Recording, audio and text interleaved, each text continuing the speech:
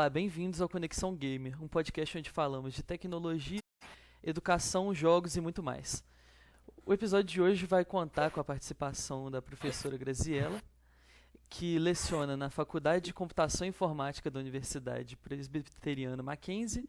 Ela é doutora em Ciências, Tecnologia e Inclusão pela Universidade Federal Fluminense, UFF, mestre em Engenharia Elétrica com linha de pesquisa em Gestão de Tecnologia da Informação, GTI, pela Universidade de Brasília, UNB, e bacharel em Ciência da Computação pelo Centro Universitário de Brasília, o Unicelb. Ela foi membro do Comitê Gestor da Comissão Especial de Informática na Educação, o CEIE, do SBC, é membro do Comitê Gestor da Comissão Especial em Educação e Computação, o CEDUCOMP, também na SBC, e é editora da Revista Brasileira de Informática na Educação, também da SBC. Para começar, eu vou me apresentar. Eu sou o Arthur, eu tenho cabelos cacheados, estou usando um fone de ouvido, tenho um cavanhaque, tenho a pele branca, estou com a camiseta roxa do Escola de Games UFJF, a um fundo branco borrado. Eu estou aqui com a Graziella. Boa tarde a todos. Eu sou a Graziella Guarda. Eu sou uma mulher de pele branca, pele clara, né? De cabelos castanhos lisos, olhos castanhos também. Visto uma camiseta azul com alguns símbolos estelares. E ao meu fundo aqui eu tenho uma porta branca e a lateral, a minha cama aqui, que é a minha mesa aqui no meu quarto. Uso um brinquinho de penduricalho e é isso. Nicolas, se apresenta, por favor. Meu nome é Nicolas, tenho os olhos escuros, a pele negra, estou aqui com a camisa azul do SBSI 2024, o Simpósio Brasileiro de Sistema de Informações, está acontecendo na UFJF. E atrás de mim, o fundo atrás de mim são vários armários, estou em um laboratório aqui na Universidade Federal de Juiz de Fora. E a gente tem também a Tatiele, se apresenta, por favor.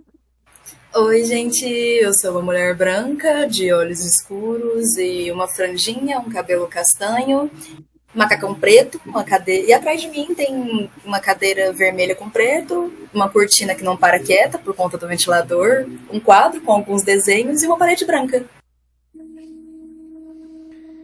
E para começar, Graziella, eu queria que você contasse um pouco sobre a trajetória da sua carreira, né? Você podia contar um pouco sobre a sua jornada e o que motivou você a seguir numa carreira de tecnologia? Então, eu acabei tendo uma trajetória, assim, que eu diria não linear. Quando eu iniciei, né, minha graduação, que eu decidi fazer o curso de Ciência da Computação, eu não imaginava que eu seria professora um dia, né, lá adiante. Eu fui uma criança, assim, que sempre gostei muito de brinquedos, assim, de montagem, de construir coisas, de quebra-cabeça, sempre mais para esse lado do raciocínio lógico, matemático, né? Sempre fui uma aluna, assim, que tinha um bom desempenho nessas disciplinas de ciências exatas, então era natural que eu acabasse me interessando por um dos cursos da área. Só que na época, quando eu comecei a graduação lá atrás, né, mais de 20 anos atrás, o curso praticamente só tinha o curso de Ciência da Computação. A gente não tinha essa variedade de cursos que a gente tem hoje, né, como sistemas de informação, né, tantos outros, né, da área, própria engenharia da computação. Então, a computação naquela época, ela era um curso, assim, a formatação do curso ainda era muito próximo da engenharia elétrica. Era basicamente uma engenharia elétrica adaptada com alguns elementos de computação. E a gente, assim, era um curso novo, assim, no Brasil, não tinha tanta gente ainda, né, com essa graduação. Minha família nem entendia direito o que era essa formação, né? Ela fazia uma graduação de computador. Eles não entendiam muito bem, na época, né? O que era a configuração desse curso. Mas eu, assim, eu tive certeza, assim, na época, a gente tinha muito acesso, assim, a uns... como é que era o nome? Eram como se fossem uns livretos de caderno de cursos das grandes universidades, né, assim, da USP, da Unicamp, E aí a gente, era um catálogo, né? E aí a gente consultava, porque praticamente não tinha internet ainda nessa época, né? Não tinha ainda os sites das instituições, a gente não tinha muitas formas de consultar as coisas, do mesmo modo que também não se faziam ainda aqueles testes vocacionais como se fazem hoje, né? A gente está falando de quase 25 anos atrás. Então era uma realidade muito diferente de hoje. Então, eu consultei vários catálogos desses, assim, consegui ter acesso a esses catálogos, assim, a gente fazia uma requisição para a universidade mandava para a gente pelo Correios, a gente pagava uma taxa, e aí eu consegui, né, ter acesso a esses catálogos, e aí eu fui lendo, né, o que que era a proposta de cada curso, o que que cada curso, né, tinha de diferente um do outro, porque eu estava muito na dúvida entre fazer o vestibular para física e fazer o vestibular para computação. Tanto que eu fiz os dois, na verdade. Eu acabei fazendo as duas opções e acabei optando, né, por ingressar mesmo na ciência da computação.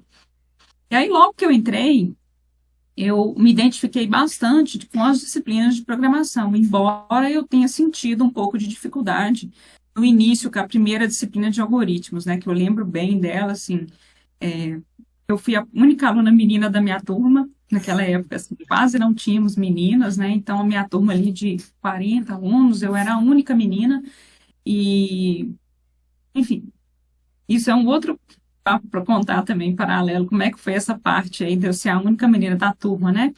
Mas eu acabei me interessando para essa vertente aí do eixo de programação e me dediquei bastante para essas disciplinas. É um cenário muito diferente de hoje. A gente, como eu falei, a gente não tinha internet, então não tinha Java ainda. O Java veio só em 2005, que foi praticamente, eu já tinha formado nessa época. Então, programação orientada a objetos, né, a modelagem orientada a objetos, né, toda essa parte não fez parte do meu escopo de formação, porque isso ainda não era uma realidade nessa época, né.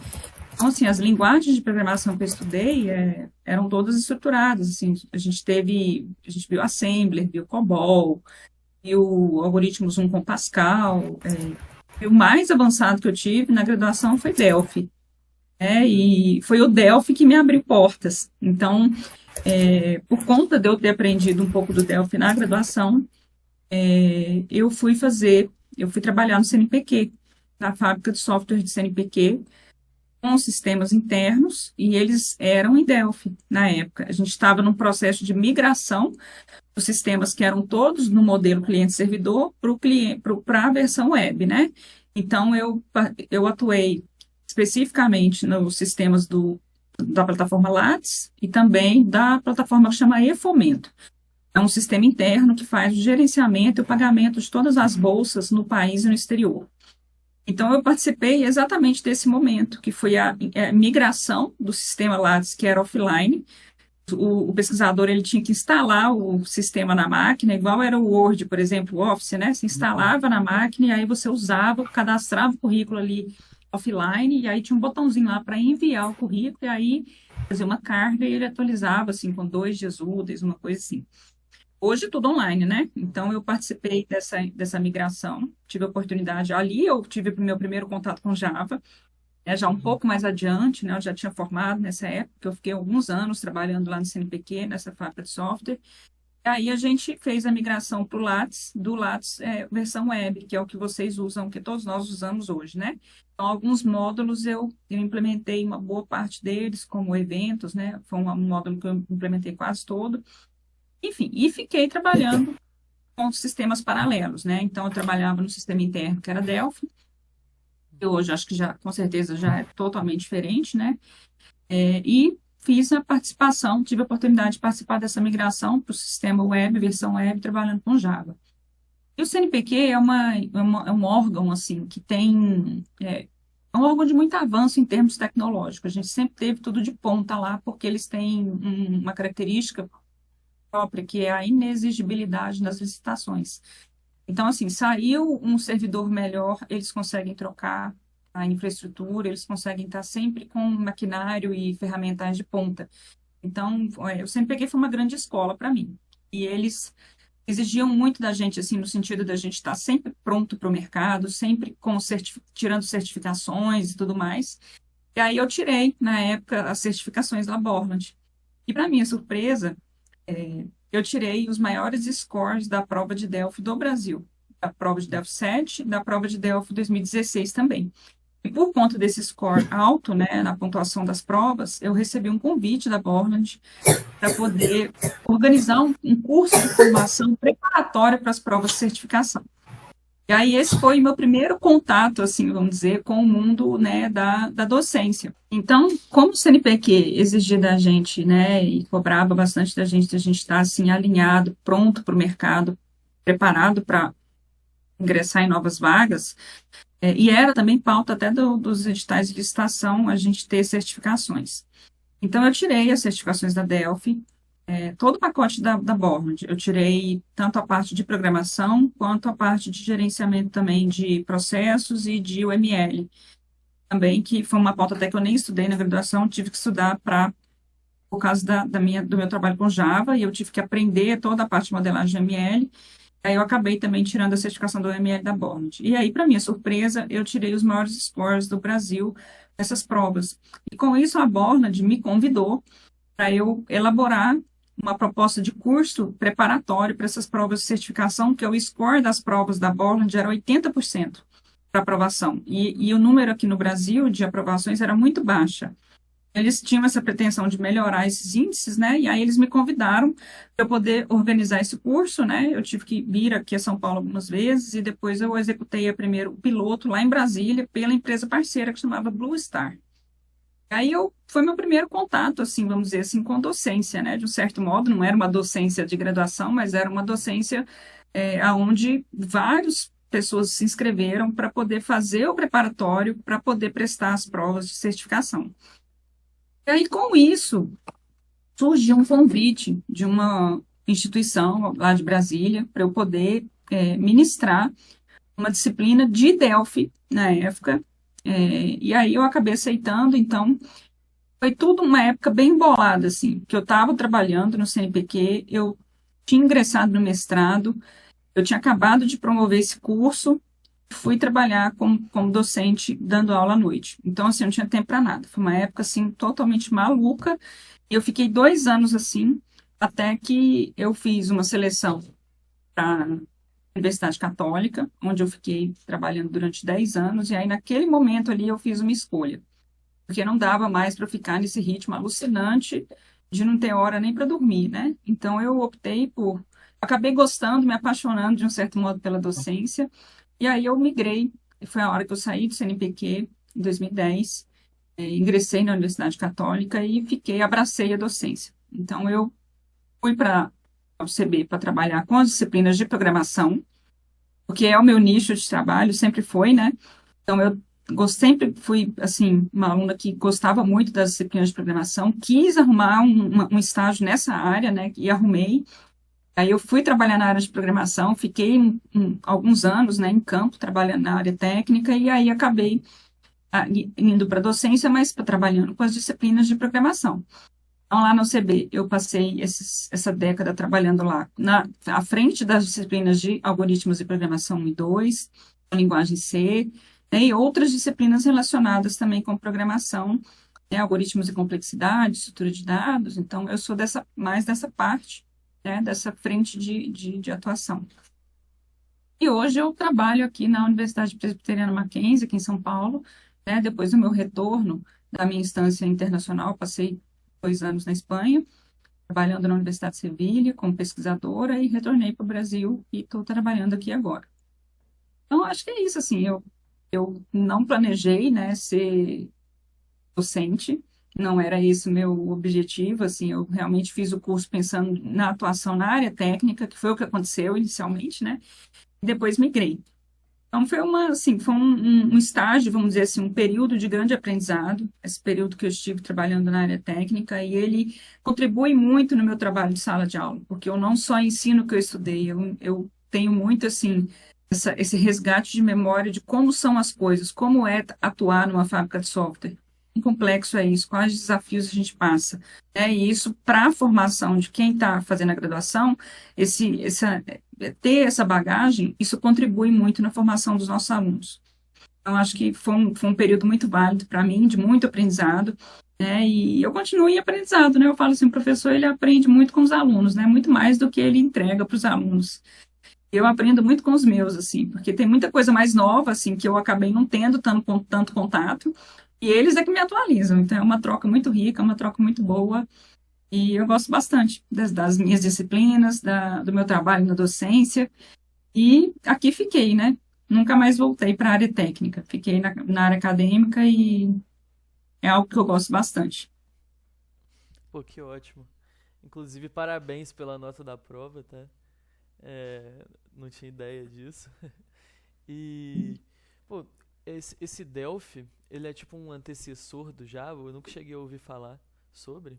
Não, não, assim, o Delphi era uma ferramenta, era uma linguagem de programação que foi criada pela Borland, e ele foi muito usado no Brasil no início dos anos 2000 ali, no final de 98 até 2008, esse período, muitos sistemas aqui no Brasil foram feitos em Delphi, porque nessa época não existia o Java ainda. Né? A gente tinha basicamente o COBOL no mercado, né, no mercado financeiro, né? A gente fala assim, eu sempre comento com meus alunos que o COBOL, o pessoal fala assim, é velho e é obsoleto. Não, não é bem assim, não. O COBOL, ele continua aí sendo a linguagem principal para os sistemas da área financeira. É claro que com versões mais novas, mas é o mesmo COBOL, né? Hoje a gente tem COBOL orientado a objetos, mas é o mesmo COBOL, e aí, assim, durante esse período ali de 98 até 2008, mais ou menos, usou-se muito Delphi aqui no Brasil. Aí o Java veio e começou esse processo de migração. A gente começou a migrar muitos sistemas para o Java, né, e para outras linguagens orientadas a objetos, e o Java e o Delphi foi deixando de ter um espaço aí no mercado. Assim, a gente ainda no mercado de sistemas legados, mas é uma minoria, né? Uma linguagem meio que passou o tempo dela. Mas a gente teve muitos e muitos sistemas em Delphi desenvolvidos aqui no Brasil. Entendi. E você tinha dito também sobre ser a única mulher da sala. Eu achei isso curioso, Isso. né? Guardei na cabeça porque esse ano aconteceu a mesma coisa na turma que se formou agora de computação na UFJF. Pelo menos que eu vi, tem uma menina, uma ou duas, se não me engano, eu acho que uma só. E é engraçado ver esse paralelo, assim, né? Porque até hoje ainda tem muito disso, né? Ainda tem poucas mulheres. Então eu queria saber um pouquinho mais de como, assim, qual foi a dificuldade, assim, como foram as dificuldades que você enfrentou sendo uma mulher nessa área da tecnologia. Então, é curioso isso, né? Porque se a gente olha lá para os primórdios da computação, a computação ela iniciou com as meninas, né? De repente foi tendo uma mudança de cenário aí, de modo que as meninas hoje, não hoje, há muito tempo, é uma grande minoria. E a gente não sabe exatamente os porquês disso. Assim, por que que as meninas se interessam menos pelos cursos da área de computação, das áreas de engenharia? É uma incógnita isso para mim. Então, quando eu entrei, eu era a única menina da turma. Então, passei, sim, algumas questões específicas e foram os meus professores que me ajudaram a dar uma volta, assim, vamos dizer. Então, um exemplo que eu dou os meninos, eu tinha aula de laboratório, assim, aula de programação, aula de física, essas aulas que tinha laboratório, os meninos não faziam trabalho junto comigo, eles me excluíam mesmo, assim, enfim. E foi assim até quase o fim do curso, né? Assim, quase todos os trabalhos eu acabava fazendo sozinha, porque os meninos não integravam, eles não me deixavam participar, era meio que isso, das atividades em grupo. E aí chegou um momento em que o professor de algoritmos 2, ele percebeu, né, porque ele gostava que a gente fizesse aquelas atividades em pares, né, aquilo era importante para a disciplina, e como eu não conseguia ter muito acesso, eu fazia só. E aí ele era o mesmo professor de algoritmos 1 e algoritmos 2. Aí quando chegou em algoritmos 2, esse professor fez uma estratégia, ele combinou comigo, conversou comigo para ver se eu tinha interesse, então ele falou assim, Grazi, eu vou te colocar como monitora da disciplina de algoritmos 1. Claro que não vai afetar a sua turma, vai ser um trabalho feito com a turma posterior, né? De modo que os meninos, se tiver uma situação dessa de novo, de ter poucas meninas ou uma menina, eu vou fazer um trabalho de modo que eles vão ter que, as listas de exercício, eles vão ter que passar por você para você validar, para entregar para mim. Então, e ele fez isso. Então, isso fez, assim, criou uma ruptura, assim, dentro do curso. Porque todos os meninos que tinham ali algum preconceito, alguma questão de não incluir as meninas, enfim, por N motivos, assim, que nada se justifica, eles tiveram que tomar pauta e tirar dúvidas comigo, que era uma menina, do curso. Né? E isso criou, assim, a partir dali, criou uma mudança de cultura, começou a criar uma mudança de cultura no curso. E, assim, com o passar do tempo, é claro que, né, a gente passa 4 anos juntos ali, estudando todo mundo. No final, eu fui orador da turma. No final, eles já estavam, né, totalmente acostumados comigo e eles viram que, assim, não é porque uma pessoa é menina que ela tem menos capacidade cognitiva, menos capacidade de modo geral do que os meninos, que isso não existe isso. Todos nós somos iguais, então não tem essa. Mas o professor foi assim, esse professor meu, ele foi, assim, uma luz, vamos dizer, porque ele fez uma mudança de cultura estruturante dentro do curso. E a partir da minha estada na monitoria, e eu passei praticamente o resto do meu curso todo atuando na monitoria nessas disciplinas. Algoritmos 1, depois algoritmos 2, depois algoritmos de complexidade, depois estrutura de dados. Eu fui monitora de todas essas disciplinas. Então, assim, toda a leva de alunos que veio depois de mim, todo mundo, de algum modo, teve contato comigo né, no trabalho da monitoria. Né? E outras meninas, depois de mim, vieram também. Então, o meu trabalho na monitoria incentivou outras meninas também a abraçarem essa causa, né? De que não, a gente dá conta, a gente também é inteligente, a gente também tem condições e a gente vai fazer. E as meninas incentivaram outras meninas depois de mim a serem monitoras. E aí foi um fluxo que foi seguindo no curso, né? Eu acabei sendo aluna homenageada no final pelo todo o meu trabalho na monitoria. Isso me ajudou bastante, né? Assim, a enriquecer também o meu portfólio em termos de estudo, né? Porque eu tive contato com muitos alunos, com muitas tarefas trabalhando na monitoria, e quando eu fui para a UCB, eu fui coordenadora da monitoria. Isso foi muito legal, assim, eu vivi e depois eu organizei a monitoria lá no UCB para que ela funcionasse no mesmo modo que funcionava na minha graduação. E foi uma monitoria muito exitosa, assim, a gente tinha todo um ciclo de envolvimento dos professores, de envolvimento dos alunos e de procura dos alunos para ser monitor, porque o ser monitor dentro da minha instituição que eu trabalhava, né, ela era um tipo de orgulho para todos nós. E os meninos faziam, assim, até prova de seleção para ser monitor, né? E funcionou muito bem, né? Funcionou muito bem, mas eu realmente vivenciei isso, assim, os meninos não faziam trabalho junto comigo, e isso durou, assim, os 3 primeiros anos do curso.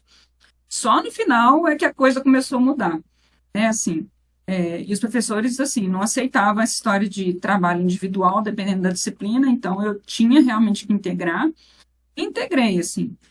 E depois eles viram que, acho que no fim eles perceberam, né, que bobagem, né? Que atitude, assim, desconexa, né?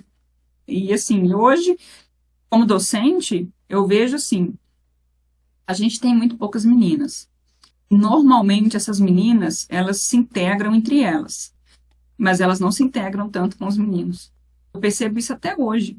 É engraçado, não o sentido, não esse movimento de exclusão dos meninos em relação às meninas, mas as próprias meninas se organizarem de modo que elas ficam só entre elas. Isso é visível para mim nas minhas salas de aula.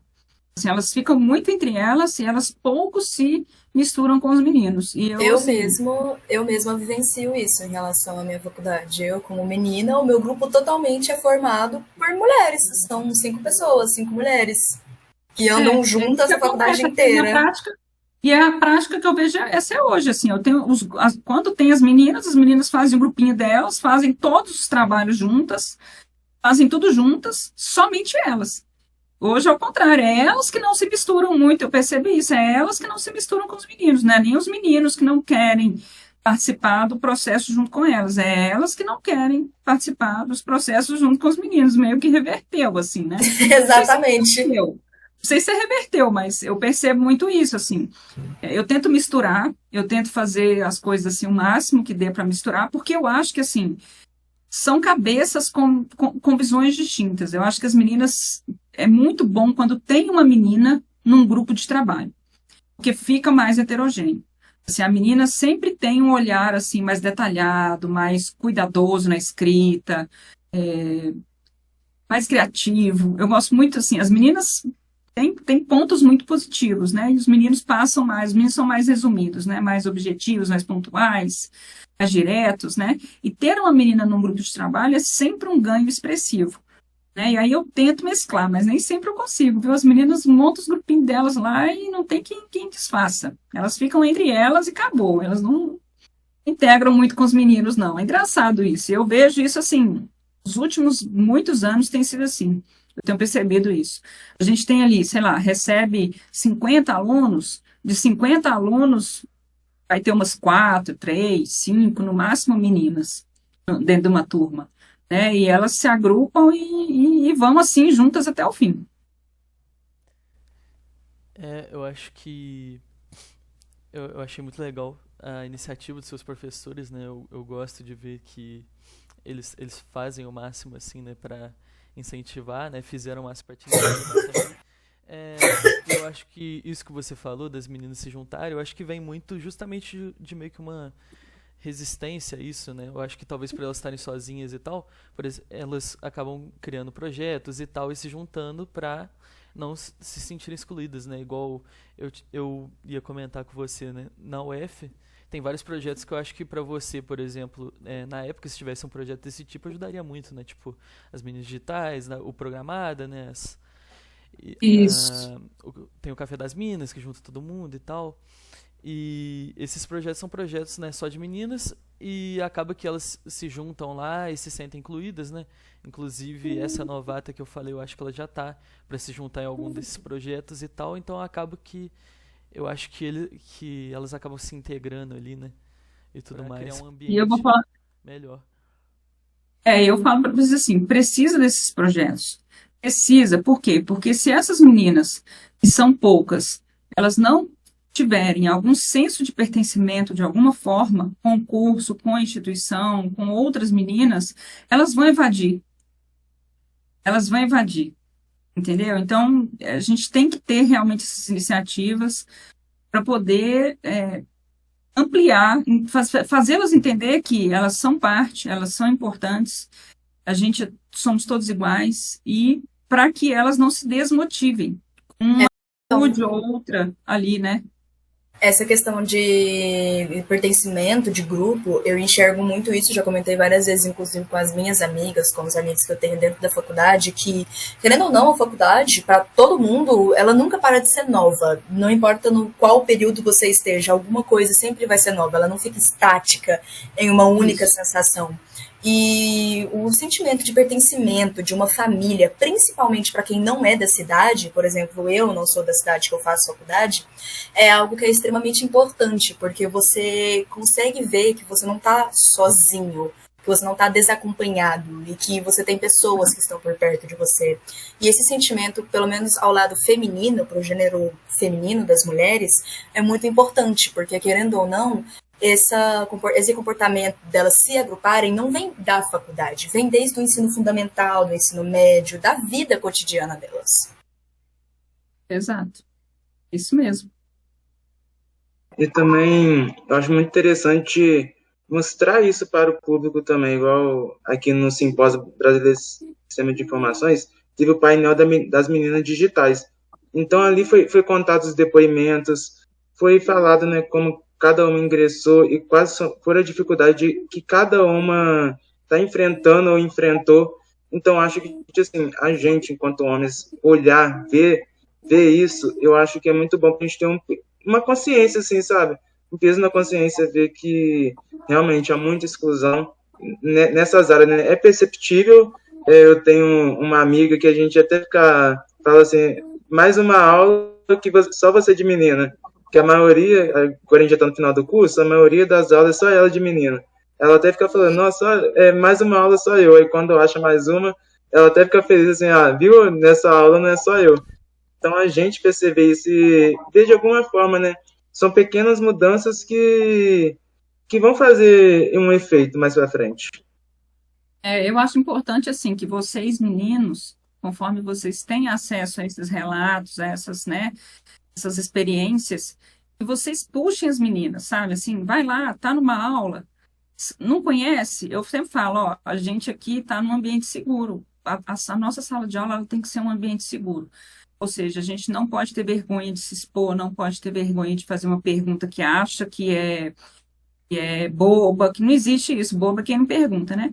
Então, eu sempre falo isso, aqui a gente está num ambiente seguro. Então, assim, ninguém aqui está aqui para julgar ninguém, ninguém aqui tá aqui para...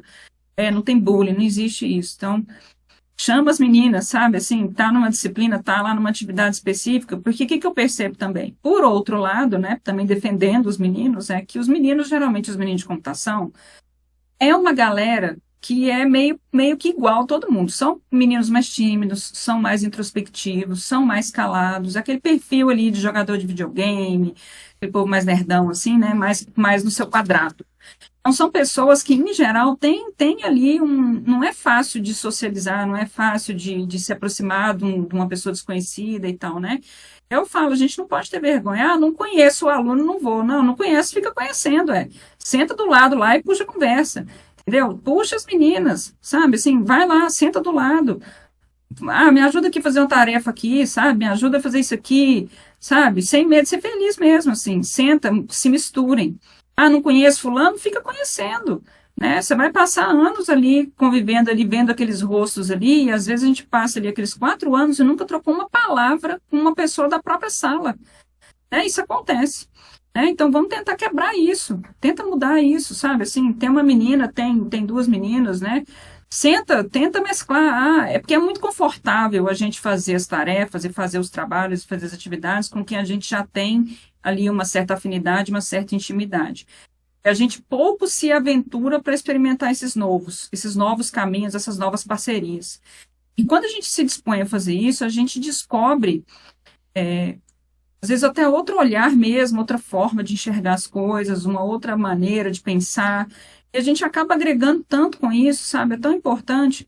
Assim, o mesmo eu falo para as meninas, não fiquem tão nessa bolha, só as meninas, né? Saiam um pouco dessa bolha, né? Senta às vezes com uma pessoa diferente, faz uma coisa com uma pessoa diferente, mesmo que no fim a experiência seja ruim, mas pelo menos você teve uma experiência diferente. Não fique sempre a mesma pessoa com as mesmas pessoas até o fim, porque isso acaba ficando meio que enviesado em algum momento, assim, porque você já conhece, já sabe como é que a pessoa pensa, já sabe mais ou menos ali o modo operante, e você vai seguir sempre na mesma linha. E quando você se junta com pessoas diferentes, algum processo vai mudar. E essa mudança, ela é enriquecedora para a gente. Ela é válida, né? Então, eu falo para os dois lados, né? Meninas saem um pouco da bolha e meninos busquem as meninas também para poder integrar, porque isso é importante, né? Não ficar sempre com as mesmas pessoas. Essa rotatividade entre vocês traz muita riqueza, traz muito ganho. Eu acho isso muito importante.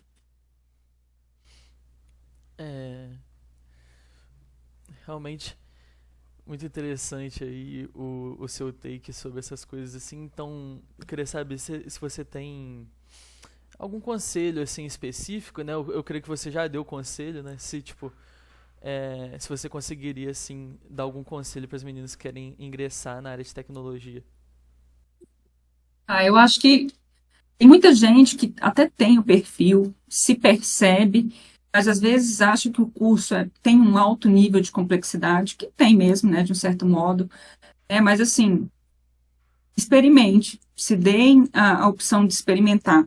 Assim, é muito importante, se vocês puderem, o grupo das meninas digitais de vocês aí, se vocês puderem, de repente, fazer umas ações nas escolas de ensino médio, para detectar as meninas que têm interesse, bater um papo com essas meninas, para ver se ela, assim, às vezes ela tem, mas ela não vem, porque ela tem algum medo, ela tem algum receio, né, para quebrar isso, para quebrar esse paradigma, para quebrar essas barreiras, né, para mostrar que o curso é legal, o curso tem muita empregabilidade, que a gente tem uma carreira promissora, que a gente tem uma carreira que é internacionalizável, isso é muito bom, né? Assim, no sentido de que, por exemplo, você faz medicina. Medicina, ela é regional, vamos dizer, porque aqui no Brasil é um país tropical, né? Então, a medicina que a gente estuda aqui, o tipo de doença que a gente lida aqui, não é a mesma doença que tem lá no Canadá, por exemplo, que é um lugar gelado, né? Na Finlândia, né, sei lá, na Alemanha, não tem mosquito lá, então não vai ser essas doenças que a gente aprende, que a gente estuda aqui. Então, a mesma medicina que a gente estuda aqui, o direito que a gente estuda, que é o direito brasileiro, não é o mesmo direito que vai ser lá em outro país. Então, a gente tem a vantagem de estar numa carreira que a nossa profissão, ela é mundial, né? É importante que vocês invistam nas línguas, que vocês, né, se dediquem aí para aprender o inglês, não só pelas leituras que vocês vão precisar fazer, mas para que portas internacionais abram para vocês. É assim, tanto do inglês quanto do espanhol. Né? Eu mesma fui para a Espanha, 2 anos lá, trabalhando, e trabalhei num projeto com a Lego, lá na Dinamarca. Fiquei várias vezes indo para lá, então eu precisei das 2 línguas. Né? Eu tenho as 2 línguas fluentes, eu precisei das 2 línguas para atuar. Então, eu tive o prazer de poder trabalhar dentro da matriz da Lego, ajudei na validação do protótipo da Lego, da linha Lego Sonic, que é uma linha nova, que ainda nem chegou no Brasil, porque eu trabalho com essa área maker, né, de pensamento computacional, robótica educativa, então eu acabo estando nessa trilha, né, de educação em computação, informática em educação, então eu estou envolvida com a pesquisa nessa linha. Então, assim, é muito importante que vocês vejam isso, assim, o quão a carreira tem perspectivas, o quão a carreira de computação ela tem horizontes, né, para você ir para onde você quiser, que você pode trabalhar com aquilo que você quiser, e a gente tem muitas áreas, e a gente tem uma carreira universal. É assim, o brasileiro, para o exterior, a gente é muito bem-vindo, a gente é muito bem visto, porque o brasileiro, ele tem uma capacidade criativa nata. Não tem um povo mais criativo que nós. Não tem. Não tem, não conheço. A gente é muito criativo. Né? E assim, e quando a gente se põe para o exterior, a gente é muito bem-vindo. A gente tem muitos, muitos casos de muitas pessoas que estão atuando no exterior, ou até do Brasil, trabalhando para uma empresa internacional, ganhando em euro, ganhando em dólar. Isso é muito legal. Então, é uma carreira que tem muitas perspectivas, tem muitos horizontes, muitas oportunidades para você trabalhar fora, para quem tem interesse nisso, né? De ter uma vida diferente, ter uma vida que funciona diferente. É muito legal isso, né? E isso não se aplica para todas as áreas. Exemplo aí a medicina e o direito que eu dei, né? Não adianta você ter medicina feita no Brasil e querer trabalhar num outro país e ter uma realidade de clima, de temperatura, enfim, de doenças totalmente diferentes, porque o que você aprendeu aqui não vai ser aplicável lá. Então, não vai servir. A computação, não. A computação, ela é universal. Então, a gente tem muitos horizontes aí, que é muito atrativos, né, para quem tem interesse para a área, né? E a gente tem muitas frentes. Muita gente que não gosta da programação. Tem muito isso, né? Vem para o curso, mas não conecta muito com as disciplinas de programação. Mas a gente tem tantas outras áreas, né? Engenharia de software, modelagem de processos, banco de dados, inteligência artificial, a parte toda de infraestrutura, segurança, redes, tem tantas áreas dentro da computação, né? Então, a gente tem tantas possibilidades distintas para atuar, né? É uma carreira muito rica, né, e muito valorada em termos de recursos humanos, né, porque falta recursos humanos na área de computação no mercado especializado, né, porque gente até tem, mas gente tecnicamente, adequadamente qualificado, aí a história é diferente. Então, isso falta, né, isso falta, e o mercado está aí, esperando vocês, né, esperando a juventude chegar para poder renovar esse ciclo. A gente precisa muito disso.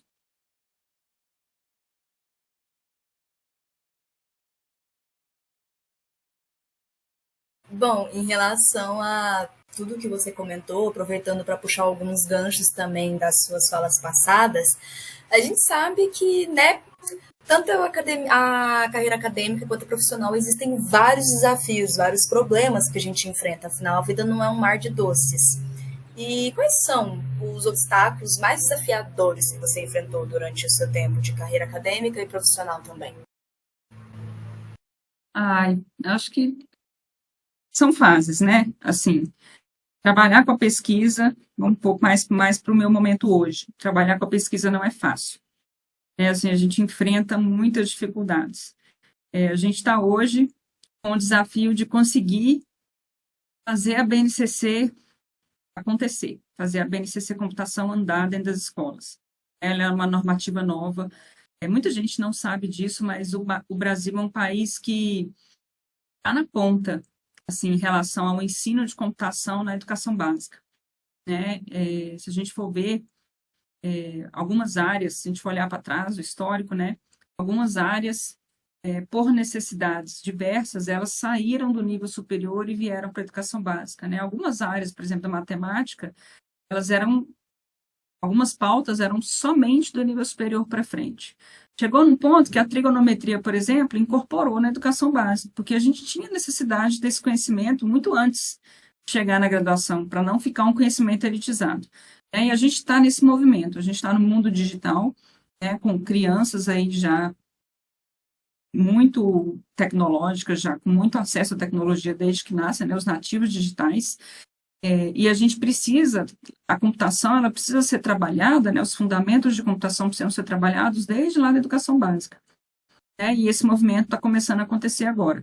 É claro que a gente teve aí países pioneiros nessa iniciativa, né, Reino Unido, né, Estados Unidos, Finlândia, alguns países de ponta, né, que conseguiram startar o ensino de computação na educação básica, organizaram seus currículos, e hoje o Brasil está entre os países de destaques em termos de políticas públicas, né? O Brasil é um dos poucos países que estão na lista de ter a normativa pronta, né, a política pública pronta, disponível para que a gente possa implementar a computação nas escolas. Então, esse é um grande desafio que a gente tem hoje, ajudar esses professores a fazer a transposição didática, né, que a gente fala. Por quê? Porque a gente tem um número muito baixo ainda de licenciados em computação disponíveis no mercado. E para atuar na educação básica, num concurso, por exemplo, da rede pública, você é obrigado a ter licenciatura. E a gente não tem os licenciados em computação, eles são uma grande minoria. Então, o que a gente vai ter que fazer? A gente vai ter que pegar os professores que já estão lá, das diferentes áreas, né, matemática, de tudo, e tentar ajudar esses professores a entender de que maneira eles podem conectar algum componente computacional lá na disciplina dele, de forma transversal. Então, esse é o desafio que a gente está vivendo agora no mundo da pesquisa. A gente vai iniciar agora, a partir do ano que vem, eu acho que se der tudo certo mesmo, o nosso mestrado profissional, né, o Profcomp, onde a gente vai qualificar professores da rede pública de educação do Brasil todo nas competências dos 3 eixos da BNCC Computação, que é o pensamento computacional, a cultura digital e o mundo digital. A universidade de vocês é uma sede polo, é uma sede do Profcomp. Vocês estão aí na vanguarda dessa implementação. E assim, a gente pode fazer muitos projetos na graduação para auxiliar nessa demanda. Assim, vocês como meninas digitais podem organizar aí uma frente de trabalho sobre pensamento computacional para fazer a capacitação com os professores das escolas locais, né? Assim, os meninos também podem fazer frentes de trabalho para poder disseminar esse ensino de computação lá na educação básica. Vocês podem bolar aí, junto com os professores de vocês, projetos extensionistas, para poder ajudar, contribuir, né, nos ajudar, né, a fazer essa coisa acontecer, né, que é a gente trazer a computação para a educação básica.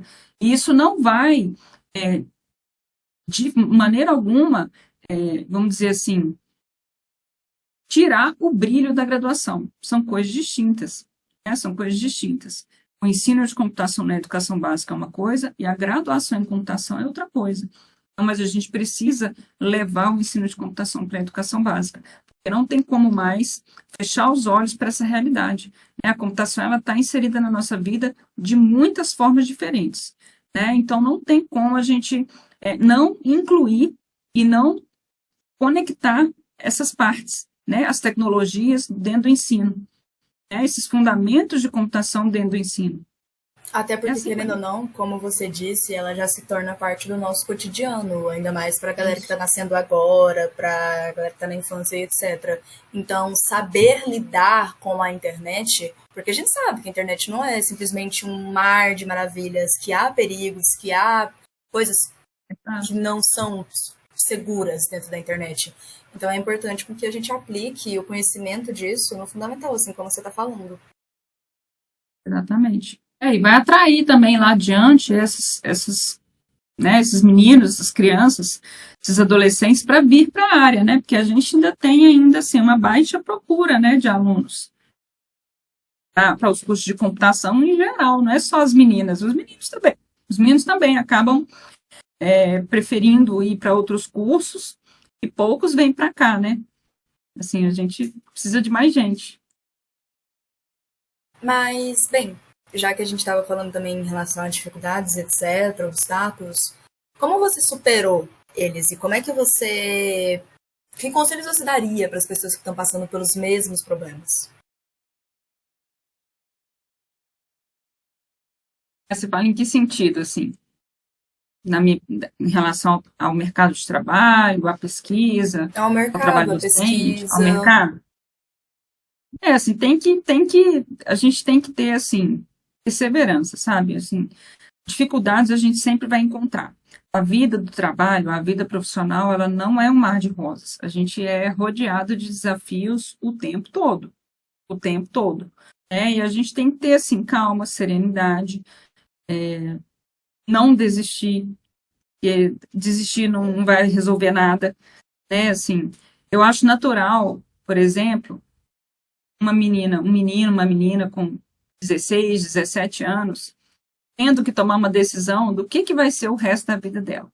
Eu acho que são pessoas muito jovens, sem experiência de vida, tendo que tomar uma decisão que vai impactar a vida toda, né? Assim, é muito comum a gente ver uma pessoa que entrou num curso X, de repente ela não se vê conectada, ela não integra, ela logo percebe que ela não tem nada a ver com aquele mundo ali, né? E isso é muito comum, né? Assim, então, o que eu falaria sobre isso? Se você entrou num curso e viu que você não está fluindo, que não está sendo interessante para você, que não está sendo fluídico para você, troca. O melhor é fazer a troca, né? Por quê? Porque quando a gente se forma e a gente vai para o mercado de trabalho, a gente gasta, não é nem gasta, né? A gente emprega muita energia e muito tempo nessas tarefas, né? A gente passa a maior parte do horário da vida da gente trabalhando, muito mais do que o que a gente consegue separar para a nossa vida pessoal, para o nosso lazer, né? E é muito ruim quando a gente tem uma relação de trabalho de modo que aquele trabalho torne-se uma fonte de renda. Isso é muito ruim, porque a gente vai indo assim, empurrando com a barriga, sabe como é que é? A gente vai indo, a vida vai deixando a vida me levar. Isso é muito ruim, porque aí os anos vão passando e você só está indo, né? Mas você não se sente ali valorado, você não se sente desafiado, porque o desafio ele é importante, até para a gente ter motivação, né? Porque quando a gente fica estagnado, a gente não avança, a gente não sai do lugar. A gente precisa de desafio para a gente poder sacudir a poeira, né? Para a gente poder se movimentar, para a gente poder manter a roda girando, né? O desafio ele é importante. Por isso que eu falo, o desafio sempre vai ter. A gente não pode desistir dele, porque ao mesmo tempo que ele é um dificultador, ele é um motivador também. Porque o desafio nos move a sair do lugar. O desafio nos move a mudar, né? Então é muito importante que a gente tenha que a gente busque ter uma boa relação com o nosso trabalho, para que ele não seja só uma fonte de renda, mas que ele seja um espaço da nossa vida, uma área da nossa vida que nos enriquece, né, que contribua positivamente para a gente, quanto ser humano, como em todos os aspectos, não só no financeiro. Assim, eu falo assim, eu sou muito feliz com a minha atuação como docente. Assim, com todas as trocas que eu tenho com meus alunos, com todas as trocas que eu tenho com os meus pares, com os meus colegas de pesquisa, com os meus colegas que organizam eventos junto comigo. Assim, eu tenho muitos parceiros de trabalho, isso é muito positivo. É muito positivo, é muito importante, porque é uma rede de pessoas que vão se ajudando, que vão se complementando, que vão se auxiliando, né? Isso é muito bom, é muito bom. Então, assim, não vejam o desafio sempre como um problema, porque nem sempre é assim. Assim, o desafio todo mundo vai ter, dificuldade todo mundo vai ter, né? Mas superar essas dificuldades é tão gratificante também. A gente tem que lutar para superar as dificuldades e superar os obstáculos e não desistir, né? Assim, sejam perseverantes sempre, porque sempre vai ter uma coisa ou outra. mas eles também nos ajudam a sair do outro lado, eles nos ajudam a sair da zona de conforto, e isso também é importante. Porque, com óbvio, né, parado ninguém se move. Exato. Então, né, Grazi, agora falando um pouquinho sobre o projeto Pensamento Computacional para Todos, né? Aí eu gostaria de saber um pouquinho mais sobre a origem desse projeto, como surgiu, como que foi essa ideia desse projeto, se teve alguma dificuldade, assim, para implementar esse projeto, quais foram todos os momentos gratificantes, assim, né? Porque tem dificuldade, sempre tem alguma ali, mas também quando tem aquele momento, assim, que a gente ultrapassa ali todas as dificuldades, vê o resultado ali, né? É muito bom. Eu gostaria de saber mais um pouquinho sobre esse projeto. Perfeito. Então, é assim, ele iniciou quando eu ainda estava lá na UCB, eu tinha um projeto voltado para o ensino de lógica de programação para crianças e adolescentes, né? Então, eu montei o projeto de pesquisa e a gente ficou fazendo ciclos de capacitação durante todo o ano escolar com diferentes escolas, né? Trabalhando ali as habilidades do pensamento computacional, todas com os anos finais. Então, alunos do 6º ao 9º ano. Então, a gente ficou nesse ciclo formativo aí durante quase 6 anos. E aí, quando eu fui para o doutoramento, que eu fui para o doutoramento tardio, quando eu entrei, eu inverti minha proposta. Eu falei, não, agora eu já trabalhei um bocado de tempo com os anos iniciais, com os anos finais, agora eu quero trabalhar com os anos iniciais. E aí, a minha proposta de doutorado foi justamente isso, fazer o ciclo, né, formativo, né, esse ensino de computação, de lógica de programação, voltado mais para a lógica de programação com os alunos dos anos iniciais. E aí, o que aconteceu? Veio a pandemia. E com a pandemia, fechou as escolas. Então, com isso, ficou tudo impeditivo para mim. Eu não tinha como fazer as minhas tarefas em campo, eu não tinha como fazer minhas atividades em campo. Aí a gente teve que reconfigurar toda a proposta do projeto. E aí eu falei, bom, então agora eu vou fazer o que eu queria fazer, que seria o meu futuro, que é trabalhar diretamente com os professores.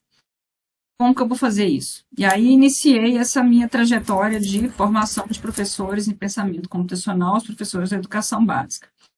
Aí, quando eu comecei a organizar a estrutura do curso de formação, que eu até ofereci online, por conta da pandemia e todo aquele período que demorou um tempão para ajustar, o primeiro desafio que eu tive foi: qual é o material didático que eu vou usar para fazer essa formação?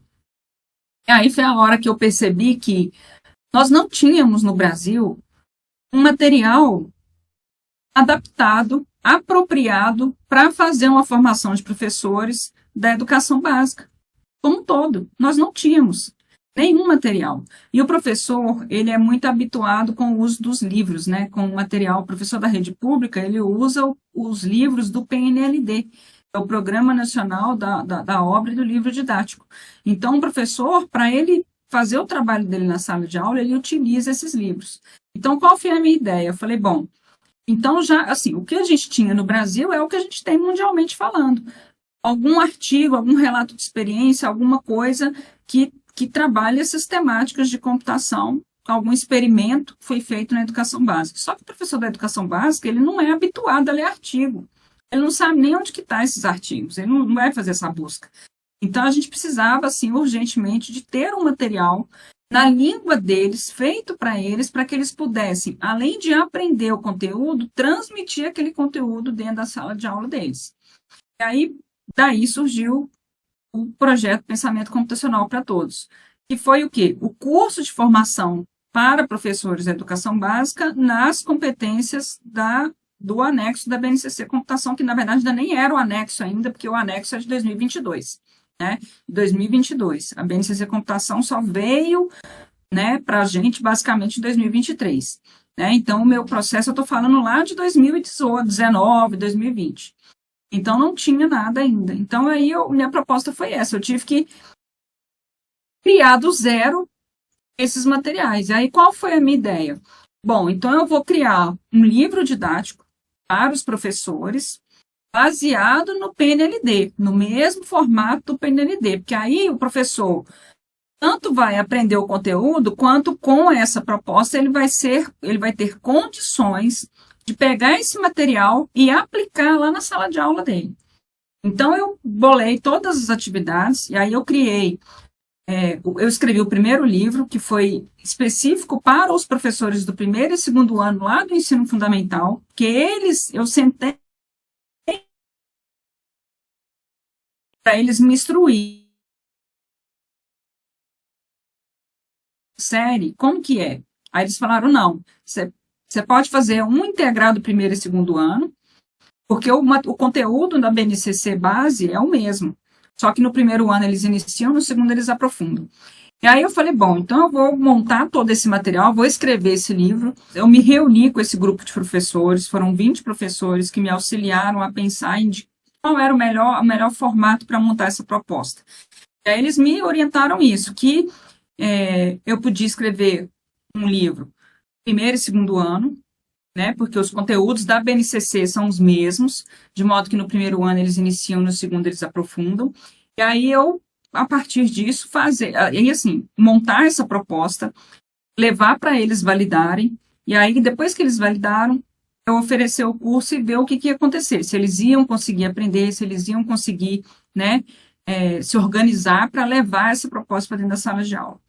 Aí assim foi. Então, o que eu fiz? Eu peguei e criei um exemplo, criei um modelo unificado de atividades, e aí para cada disciplina da BNCC, eu coloquei uma atividade de computação que fosse adaptada para aquela disciplina. Então, foi uma proposta para português, uma para matemática, uma para ciências, uma para história, uma para geografia, e por aí vai. E aí, com isso, eu montei o primeiro livro. Terminei de escrever a proposta toda, levei a aplicar isso aqui em sala de aula da maneira como está. Aí eu fiz um piloto de formação com eles. E depois eu fiz uma observação deles aplicando as atividades em sala de aula. E eu vi que eles realmente conseguiram fazer essa transposição didática. E aí disso veio a demanda. Não, mas aí cadê o resto? A gente quer o resto. E nisso eu fui e consegui escrever o resto dos livros, dos anos iniciais todos. Aí eu escrevi o outro livro, o segundo, que foi o terceiro ano, que é um ano de intersecção na educação básica, nos anos iniciais, porque é o final do ciclo de alfabetização. Então, naquele momento ali, eles já têm que estar com proficiência em leitura e escrita para seguir para uma outra fase da alfabetização, que não é mais alfabetização, mas do ciclo da formação deles, que é uma parte, é um salto que eles dão em termos de conteúdos da BNCC. E aí vai para o quarto e quinto ano. Então, acabei escrevendo o restante do material todo, seguindo a mesma lógica, que é a coleção de livros referente aos anos iniciais. E depois que eu fiz toda essa validação, eu startei o meu curso online, que era o meu propósito, fazer uma formação de professores que eu pudesse trabalhar com professores do Brasil todo. E aí, assim, hoje a gente já tem mais de 2.000 professores que passaram pelo curso. O curso ele está disponível pela plataforma MOOCs lá da Universidade Federal Fluminense, um curso gratuito. Os livros estão disponíveis para os professores poderem utilizar esse material, levar para a sala de aula. E foi um grande prazer para mim, assim, um negócio que começou pequenininho, virou uma coleção de obras didáticas, e para minha alegria, maior, os meus livros eles vão ser a base da disciplina, a principal referência bibliográfica da disciplina de pensamento computacional do Profcomp. Porque como o público-alvo são os professores da educação básica, o material está pronto, E aí eu preciso conseguir arrumar agenda, horário, para dar continuidade nessa proposta, porque eu estou sendo demandada já um bocado de tempo para escrever agora os anos finais, e depois ir para o ensino médio. Mas eu preciso ter tempo para isso, porque escrever um livro não é uma coisa que você pare ele assim do nada, Tem todo um processo, de validação e tudo mais. Mas eu consegui, então, o projeto Pensamento Computacional, ele é isso, ele envolve, o propósito é fazer a formação de professores dos anos iniciais, mas eu acabei utilizando esse material formando professores de toda a educação básica. Então, veio o professor dos anos iniciais, veio o professor dos anos finais, veio o professor do ensino médio, veio o professor de escola técnica, veio o professor de tudo quanto foi coisa. Que se interessou pela proposta e veio fazer o curso. E o material é para atender essa realidade. Nós não tínhamos até então um material didático, um livro didático, na linguagem que o professor precisa para ele conseguir, além de se instruir, levar para a sala de aula. Então, o meu material foi um material pioneiro no Brasil, alinhado ao PNLD para que os professores possam levar o conteúdo de computação para a sala de aula. Muito interessante, porque a gente aqui agora no projeto Escola de Games também vamos lançar um curso de formação para professores da educação básica com ensino de lógica de programação com foco no Scratch. Aí o nosso curso vai contar com materiais, com videoaulas, também no formato MOOC, que a gente já fizemos materiais também, já gravamos videoaulas, agora vamos lançar. E serão 2 tipos de materiais também, igual você falou do seu curso, que é para o professor aprender e um para ele ensinar os seus alunos, que é muito importante. Isso. Tem que ter as duas coisas. Primeiro, o professor precisa se qualificar. E depois ele tem que ter um material para poder levar para a sala de aula dele e aplicar aquele conhecimento. Assim, eu usei o Scratch desplugado na parte do ensino de lógica de programação nos meus livros. Eu fiz uma adaptação para o desplugado, porque a realidade da escola pública é que eles não têm laboratório. Quando tem laboratório, tem internet. Então, a gente tem, assim, uma realidade socioeconômica limitante, né, em relação ao uso da tecnologia dentro das escolas. Então, eu acabei fazendo desplugado. Mas se vocês tiverem a oportunidade de fazer o plugado, excelente também.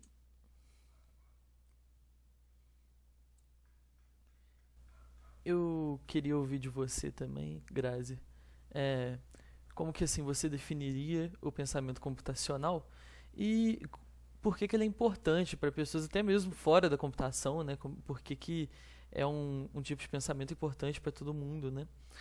Dentro e fora da vida acadêmica, assim, porque eu acho particularmente que é um ensino muito importante, um aprendizado que todo mundo devia ter.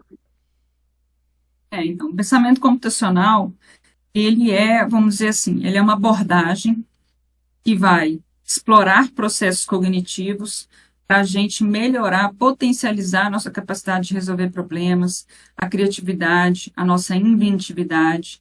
Então, assim, não é simplesmente aplicável ou aplicado a pessoas da área de ciência da computação. É a gente entender um pouco o modo como o computador processa a informação e tentar aplicar isso na nossa vida prática. Assim, quando a gente fala de pensamento computacional, a gente está falando de vários processos cognitivos, de várias habilidades. E aí a gente não tem ainda na literatura um consenso de qual é o conjunto exato dessas habilidades, porque depende do modelo teórico que está sendo utilizado para desenvolver o pensamento computacional. Então, se você pega o modelo americano, da ISTS-STA, ele tem ali, acho que 11, 12 habilidades, que ele considera aquele conjunto de habilidades o pensamento computacional. Se a gente pega o modelo do Reino Unido, ele considera 5 habilidades. Aqui no Brasil, a gente tem trabalhado bastante com a concepção de 4 pilares, que, na verdade, eu vejo como uma herança da tese do professor Christian Brackmann. Ele trabalhou com essa concepção de 4 pilares. O que é esses 4 pilares? Se a gente for olhar os principais modelos teóricos que a gente tem no mundo, se a gente pegar ali uma base ali do modelo da Espanha, modelo do Reino Unido, modelo americano, modelo da Finlândia, outros modelos, todos eles têm todos eles vão aparecer esses pilares, que é a decomposição, reconhecimento de padrões, abstração e o algoritmo. Então, esses 4 é o mínimo do que a gente tem que desenvolver para caracterizar o pensamento computacional. É o mínimo. Então, nos meus livros, eu usei os 4 pilares. Mas em sala de aula, eu trabalho com o modelo do Reino Unido, que ele considera também o pilar da avaliação. Então, são 5 pilares. O BEBRAS, que é a Olimpíada, é o desafio, a Olimpíada do pensamento computacional, que ela é mundial, já acontece em mais de 70 países, eles usam o modelo Reino Unido, que é o modelo dos 5 pilares. Então, desenvolver atividades para que o aluno compreenda esses pilares, e aí, a partir do momento que ele vai resolver um problema e ele põe em prática o uso dessas habilidades, essas habilidades vão nos auxiliar para que a gente consiga resolver problemas, tenha um raciocínio lógico, um raciocínio crítico e flua de uma maneira mais simples. Então, a gente pode pegar esses pilares e pôr em prática. Quando a gente faz isso, a gente tem uma capacidade de resolver problemas mais ágil e mais eficiente. Então, por isso que ela vamos dizer assim, é um componente que é importante para todos, porque não é só para a área de exatas. A gente resolve problemas e a gente precisa de tomadas de decisão crítica para resolver um problema em todas as áreas. E quando a gente consegue separar esse problema nessas caixinhas, ou seja, eu tenho um problema complexo, eu vou dividir ele em partes menores, decomposição. Quando eu divido em partes menores, eu resolvo o menor primeiro, depois eu junto, facilita o meu processo, né? A abstração, o reconhecimento de padrões, tudo isso, quando a gente aplica, no fim, a gente consegue chegar numa solução mais rápida e mais assertiva. Então, isso se aplica a todas as áreas do conhecimento, né? Então, o pensamento computacional é tido como um grande componente, um trunfo para todas as pessoas que estão num processo formativo. É assim, porque todos nós, quando estamos num processo educacional, a gente está aqui lidando com resolução de problemas. Né? E na vida do trabalho, a mesma coisa. A gente está lidando sempre com resolução de problemas. Então, quando a gente aplica o pensamento computacional, ele vai nos ajudar a melhorar essa curva da dificuldade, a reduzir as dificuldades naturais. Né? Porque a gente vai quebrar o problema em caixas menores, e resolvendo essas caixas menores, a gente chega na solução de uma maneira mais tranquila. A gente chega lá, a gente consegue chegar lá. Né? Então, isso ajuda muito. E não é somente dentro da área de ciência da computação, não é somente dentro do contexto de lógica de programação, é para qualquer área. Então, por isso que a gente fala que é para todos. Pensamento computacional é para todos. Quando a gente se apropria disso, a gente potencializa muito a nossa capacidade de resolução de problemas, a nossa criatividade, a nossa inventividade, a nossa cooperação, enfim, e tem uma série de desdobramentos aí que o pensamento computacional consegue atender. E dentro de tudo que você comentou também, dentro de tudo que você falou, sobre todas as informações que você disse, colocando de novo tudo, quais foram os maiores ensinamentos ao longo do tempo, tanto profissionalmente como na vida pessoal, que o projeto te proporcionou? Eu acho que assim, um dos maiores ganhos que eu tive com tudo isso é que a gente precisa se juntar em pares. Assim, eu falo que se eu tive êxito na minha proposta, nos meus livros, né, no meu curso de formação, é porque os professores estiveram junto comigo, de mãos dadas comigo, me ajudando a refinar tudo. É claro que as ideias foram minhas, mas tudo passou pela validação deles. Então, assim, às vezes, a gente precisa de um outro olhar, né? A gente precisa de um outro olhar. Porque o que é claro para a gente pode não ser claro para quem vai ler. E a gente precisa de dar esse passo e de ajuda, né? Aceitar ajuda. Tem muita gente que tem dificuldade com isso. De aceitar ajuda, né? Assim, de saber ouvir, né? E assim, um dos maiores ganhos que eu tive é esse trabalho em rede, né? Assim, se eu conseguir chegar do outro lado, é porque eu tive junto comigo pessoas que foram essenciais e fundamentais para o enriquecimento e para a melhoria de tudo que eu fiz, de tudo que eu faço. Assim, eu falo assim, né, dentro do meu trabalho, dentro da SBC, dentro das minhas atuações, dentro das comissões especiais, eu não faço nada sozinha.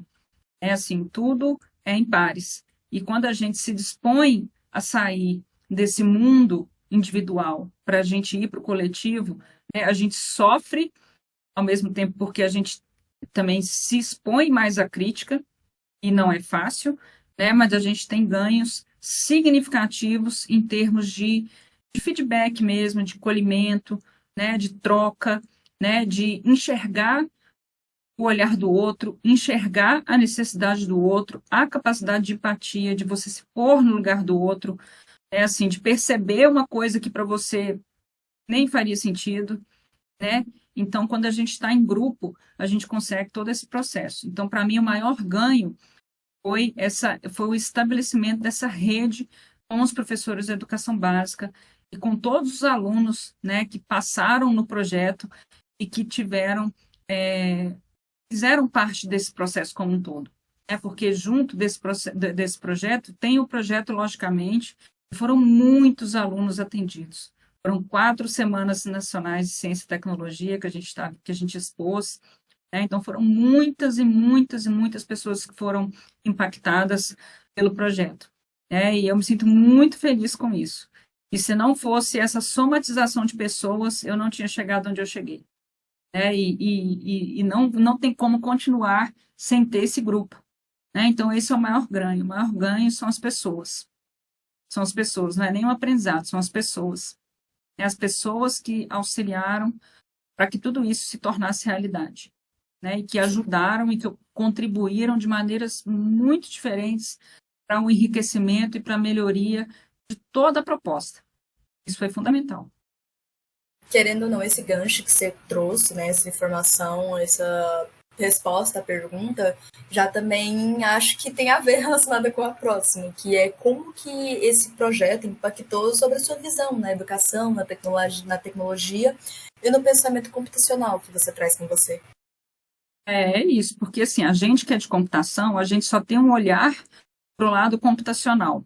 A gente não tem o olhar tanto, e é natural isso para o lado mais pedagógico da coisa, porque a gente que é formado em ciência da computação, a gente é a formação dura, né? A gente não estudou o lado pedagógico. No caso, eu ainda estou um pouco diferente, porque eu também fiz a licenciatura em computação. Então, fiz os dois. Então, eu tenho um pouco da formação pedagógica, que falta para muitos de nós. Aí, o que acontece na prática? As pessoas têm um interesse, criam uma proposta para poder desenvolver alguma coisa lá com os alunos da educação básica, mas muitas vezes falta o pedagógico. Entendeu? Você tem uma ideia excelente, mas chega lá na prática, encontra um monte de adversidades, porque faltou o olhar pedagógico. Faltou o olhar pedagógico. Então, esse olhar pedagógico foi o maior ganho que eu tive, que foram os professores que me trouxeram, né?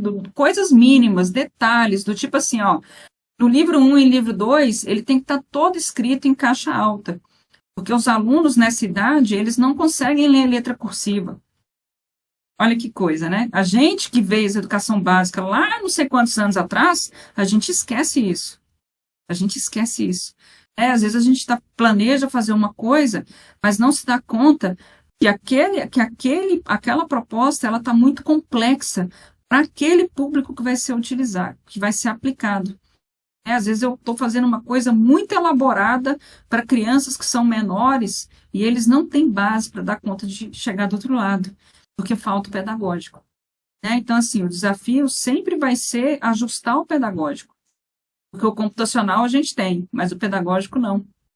Muitas das vezes a gente esquece que a gente às vezes pode até ter passado, né, por esse processo, Sim. A gente pode até ter passado por essa formação, só que a gente não lembra. Eu não lembrava que os livrinhos estavam tudo em letra gigantesca. Em letra maiúscula. Exato. Então, fiquem atentos, inclusive, no projeto de vocês, né? Vocês vão fazer esse ciclo aí de formação de Scratch, mas observem isso.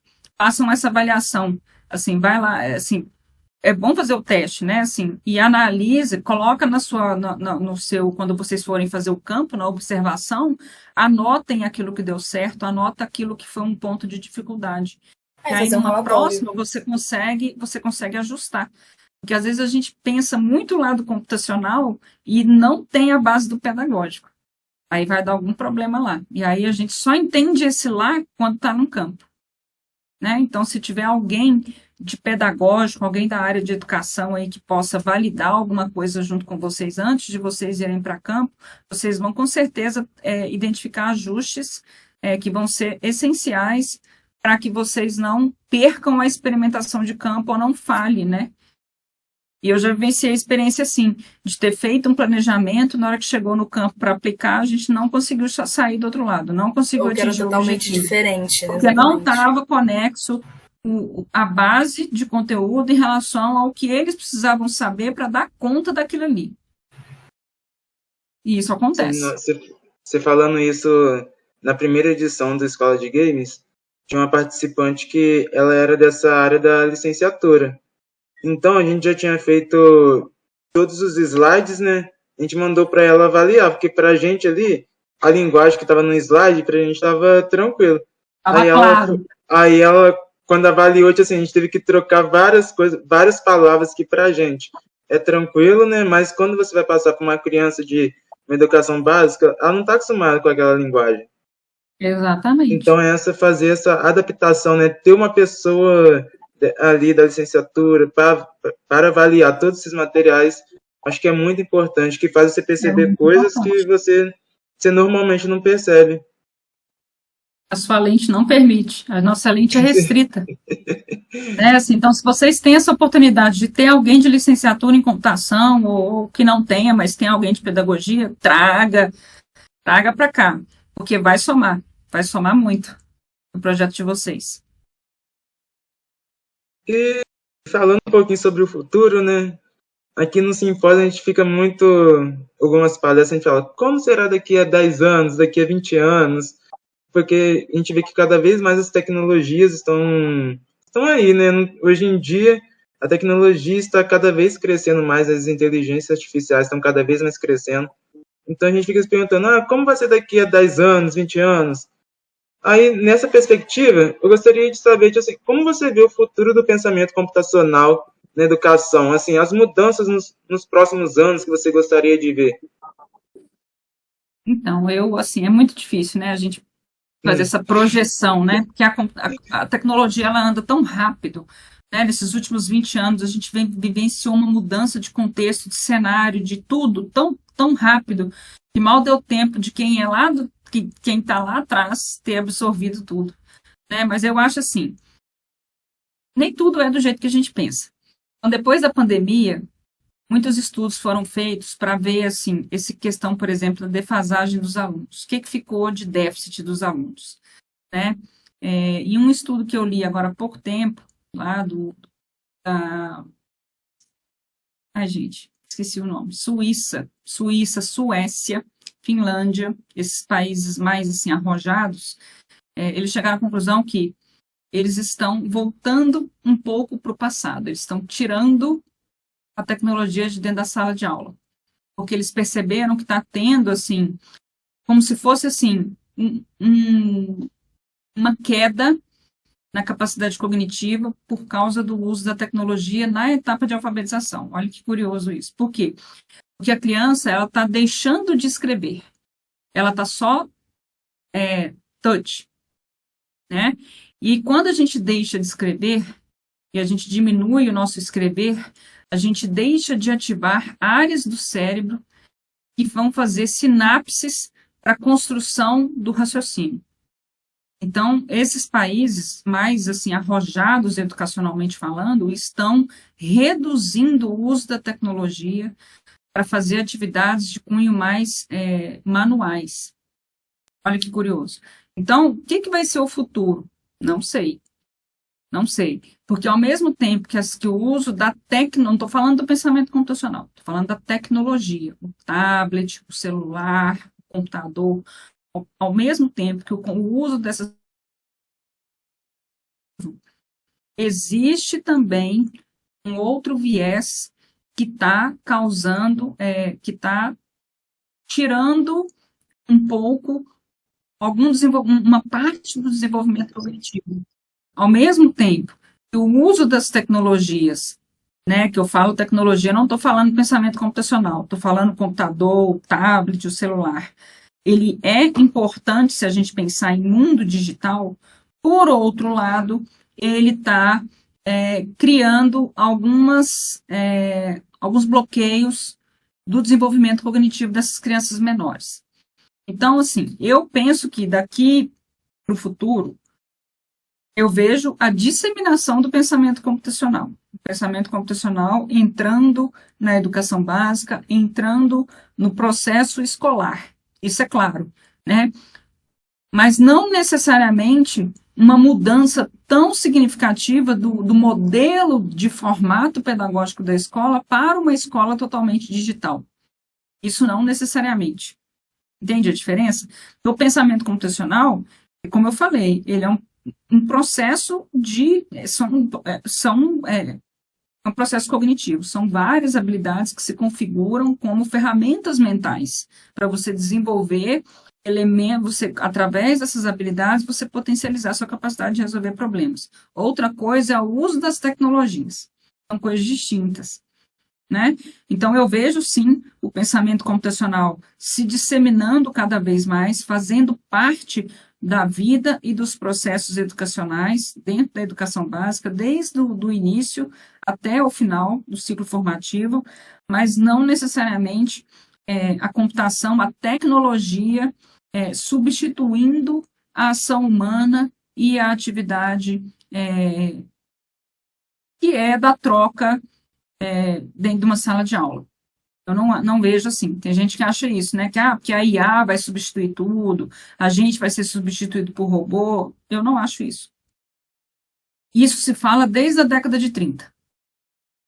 A gente já passou quase 100 anos, a gente tem registros desde a década de 30, da década de 40, questionando isso. Os robôs vão substituir a ação cognitiva humana? Vão substituir a tomada de decisão humana? A gente já andou 100 anos e a gente está longe demais ainda de uma IA forte, do conceito de IA forte. A gente ainda na IA fraca. A gente está anos-luz ainda de chegar no nível desse, eu não acho que chegue. Então, assim, a gente está avançando, mas substituição eu não vejo. Não vejo. Né? Você vê aí a pandemia. O que a pandemia fez com a gente? Todo mundo foi forçado a vir para o mundo digital. E em menos de 2 anos, estava todo mundo absolutamente esgotado do mundo digital. As pessoas sedentas pelo encontro presencial.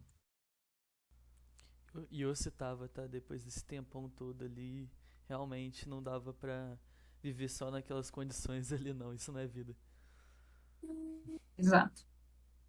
Porque o humano, a gente precisa das relações sociais. A gente precisa do contato. A gente precisa da troca real, né? De estar juntos. O humano, ele é isso. Assim, e o digital não substitui, ele não consegue 100% o que a gente consegue desenvolver em parcerias, estando junto presencialmente. Não tem substituto. Sim, até nas aulas, nossa, todo mundo sentiu saudade de vir para a faculdade, de ter esse contato, né, diretamente ali com os alunos, com os professores, né? E nós ninguém via a hora de voltar, né? De voltar. A gente quando a gente está estudando, a gente reclama, né, que tem que acordar cedo, tem que subir, aqui tem um escadão para subir, tem que subir, mas na pandemia faz até falta. É mesmo. E pegando um pouquinho desse gancho aí, né, eu gostaria de saber, assim, quais estratégias ou métodos você acredita seriam mais eficazes para expandir esse ensino do pensamento computacional nas escolas? Eu acho que, considerando a realidade socioeconômica que a gente tem no Brasil, onde tem 50% das nossas escolas públicas tem um laboratório, ou tem internet, ou tem alguma mínima infraestrutura, eu acho que para a coisa dar certo, o caminho tem que ser via computação desplugada. Eu acredito muito nisso. A gente tem que investir no uso da computação desplugada, porque a gente consegue, com a computação desplugada, trabalhar os fundamentos computacionais usando recursos de baixo custo, adaptando recursos que a escola já tem. Uma cartolina, sei lá, um EVA, cola, palitos de picolé, o que tiver lá, a gente adapta para fazer uma atividade desplugada, a gente faz com o que tem. E a gente consegue, a gente tem muito já desenvolvimento em termos científicos, de artigos, de relatos, que mostram a eficiência e eficácia, da computação desplugada. Eu acho que se a gente pensar na nossa realidade socioeconômica, para que a gente prospere esse tema aqui no Brasil, a gente precisa de esforços para realizar ações nesse contexto da computação desplugada.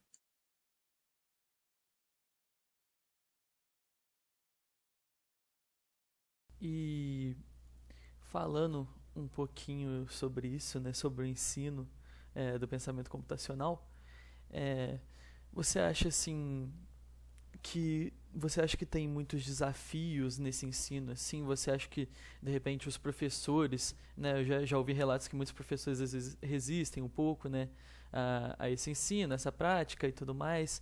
Então, assim, como é que você acha que são as tendências e esses desafios dentro do ensino do pensamento computacional? Não, os desafios são muitos, né? Porque o professor, na formação inicial dele, ele não tem contato com nada disso. Então, ele não tem conhecimento de nenhum desses assuntos computacionais. Então, ele precisa ser qualificado. Ele precisa fazer formação continuada. Qual é o melhor formato para fazer formação continuada? A gente não consegue tirar o professor de dentro da escola. A gente não conseguir convencer ele de que ele vai ter que pegar um tempo da vida dele extra para ele empregar nisso. Porque ele não vai querer também, porque ele já tem uma carga de trabalho tão extensa que ele não vai querer. Então, a gente tem que conseguir utilizar algum horário que ele já está destinado para o horário de trabalho dele dentro da escola, conseguir levar essa formação para lá, que é um grande desafio. Né? Quem vai fazer essa capacitação? Quem vai levar essa formação? Né? Tem que ser via esses projetos, né? Esses projetos extensionistas que tem dentro das universidades, né? Que não atende o Brasil todo, né? Então, de repente, um caminho para pulverizar um pouco mais, para universalizar um pouco, seja as formações online, né? Os formatos MOOC, mas ele tem que estar bem estruturado, ele tem que estar bem organizado, né? E assim, a gente precisa ampliar a nossa oferta de licenciatura em computação. A gente precisa, a partir de agora, muitíssimo desses profissionais, eles praticamente não existem, eles são uma grande minoria e precisa de mais gente, mas não dá para pensar assim, que a partir de, sei lá, a gente foi esperar ter pessoal de licenciatura em computação em quantitativo suficiente para atender as demandas, daqui 100 anos a gente não chegou lá.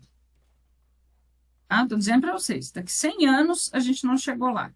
Então, a gente tem que dar um jeito de capacitar quem já está. Né? E aí a gente tem que somar pessoas da área de pedagogia com pessoas da área de computação para fazer esse meio de campo. A gente vai ofertar, né, se tudo der certo, a partir do ano que vem, o Profcomp, que é o mestrado profissional, né, para os professores que já são da rede.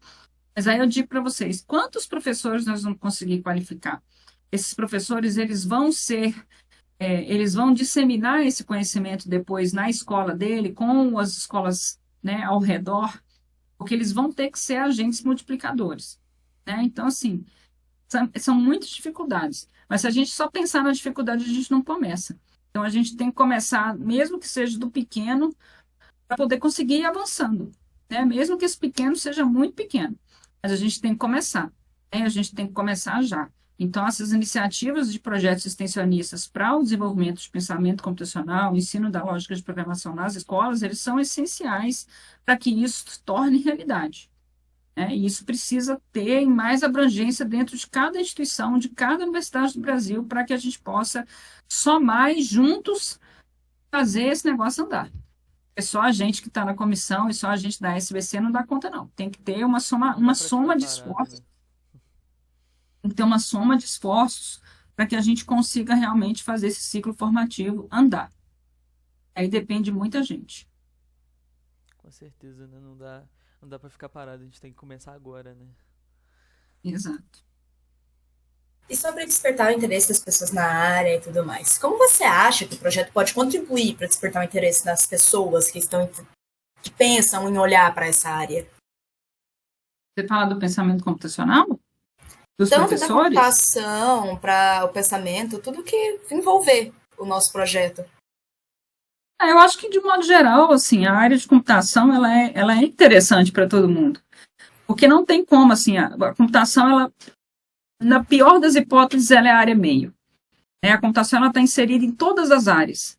Né? Então, assim, eu acho que é natural. Assim, né? Seria muito bom se a gente tivesse mais gente interessada em aprender computação, em estudar computação, porque é aquilo que, lá do início, né? Falta profissionais no mercado. As demandas são infinitas. Cada vez mais necessidade de sistemas especialistas. Né? Então, fazer ações mesmo, assim, nas escolas, né? Porque querendo ou não, Tem que fazer, é isso, assim, tem que fazer mais ação nas escolas para poder desmistificar essa coisa de que o curso é muito complexo, o curso é muito difícil, tem muita matemática, não sei o quê. E também para trazer mais informação para as pessoas. Mas não é impossível, né? Mas a gente tem todo o outro lado da história, né? Que eu já, né, tinha comentado, que é a área ser uma área atrativa, é uma área de boa empregabilidade, é uma área que tem internacionalização, enfim, são tantas possibilidades, a gente só tem que desmistificar essas barreiras que as pessoas criam, esses preconceitos que as pessoas criam de que a computação é algo altamente complexo. Assim, essa complexidade a gente vai aprendendo aos poucos, né? São processos, né? De pouquinho em pouquinho a gente vai superando eles. Não, e além do mais também em relação ao que a computação se resume, porque tem muita gente que fala, ainda hoje, tipo, você faz o quê? Faço computação. E o que isso faz? As pessoas sabem que está envolvido com tecnologia, mas não tem informação, não sabe o que realmente é, na onde pode se trabalhar, o que faz. Exato. E qual a maior contribuição? Pode falar, desculpa. Não, eu só ia comentar que eu acho também que, tipo, essa coisa assim de a computação é muito difícil. Tem que desmistificar o mito mesmo, porque na faculdade, qualquer matéria que você for fazer vai ter suas dificuldades, né? E, assim como qualquer outro curso você consegue superar, a computação não é diferente, né? Então... Exato, é isso mesmo. Tudo tem dificuldade. Assim como você disse, a questão vai ser você enfrentar ela ou não, porque parado ninguém se move. Isso, exatamente. Eu acho que é muito sobre, assim... levantar mais esse conhecimento também e tal, porque teve um aluno nosso, por exemplo, que ele veio pra gente, ele falou, nossa, eu não sabia que tinha faculdade de fazer jogo, entendeu? E existe, né? Tipo assim, ele não sabia que existia computação e também não sabia que existiam cursos específicos pra criação de jogos e tudo mais, e assim, muita gente nem sequer sabe, assim, muita gente só não conhece, né? E eu acho que isso tem que ser difundido, né? Hoje em dia já é muito conhecido, tem que ser mais.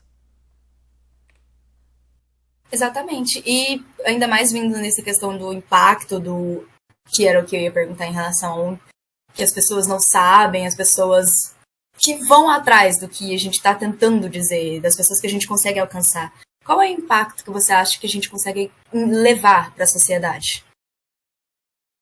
Acho que muitos. Muitos, como eu falei. Não dá para listar, né?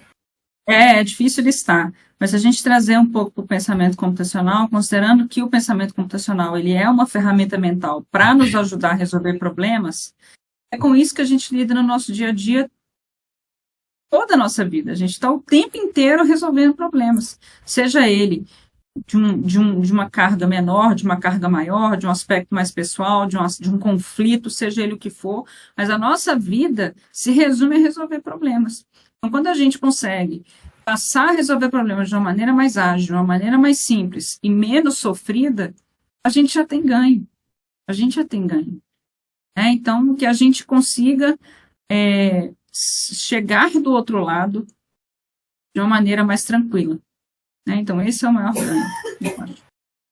E dentro do projeto, dentro de tudo que a gente vem trabalhando, você acredita que das coisas que você viu, das coisas que você observou, você acredita que há histórias inspiradoras, há histórias motivacionais dentro dele?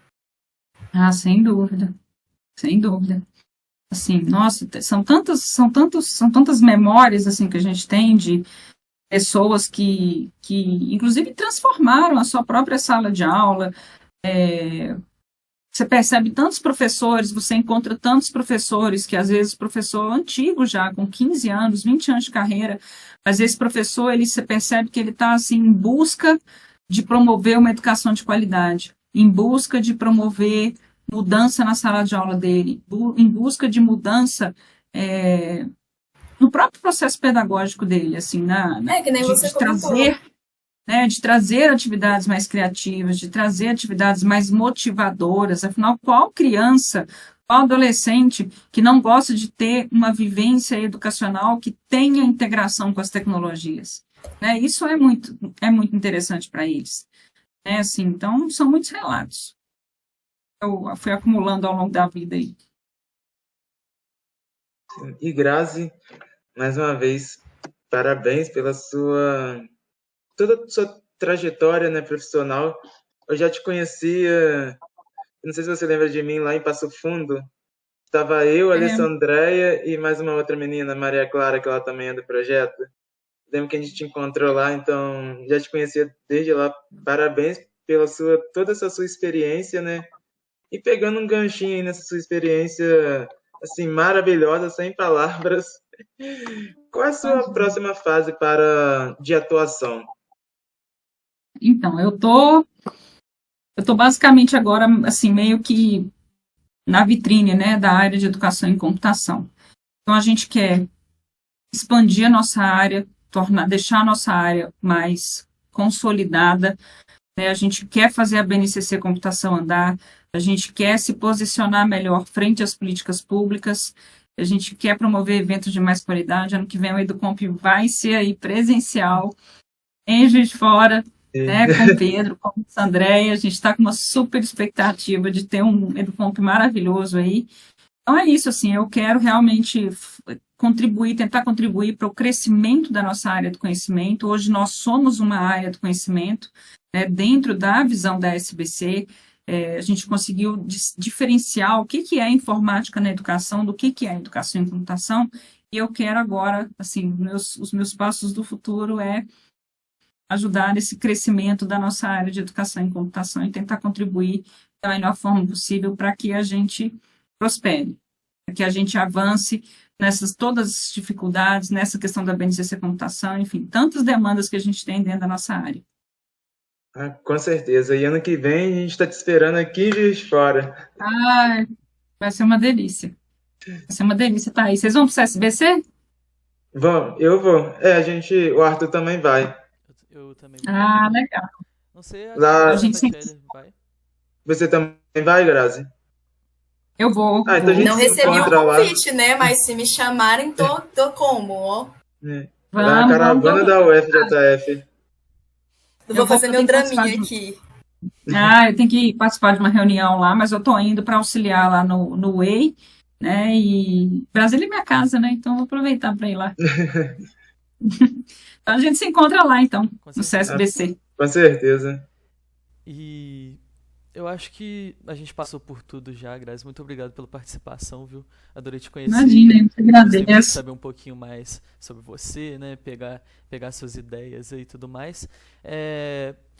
E você quer compartilhar alguma rede social, algum site, alguma coisa?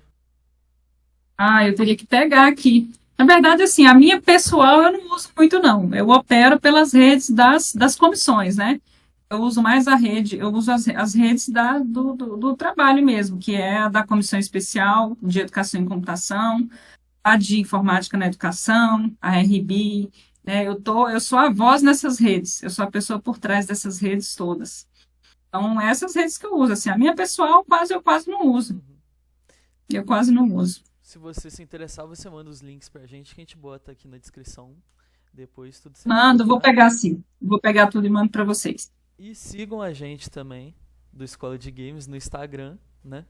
Dá uma olhadinha no nosso site também, que tem o link lá. No nosso canal no YouTube, que eu imagino que vocês estejam ou por aí ou pelo Spotify, né? A gente também tem um podcast no Spotify. E no mais é isso. Muito obrigado de novo, Grazi. Eu que agradeço a oportunidade. E vamos nos encontrar lá no CSBC.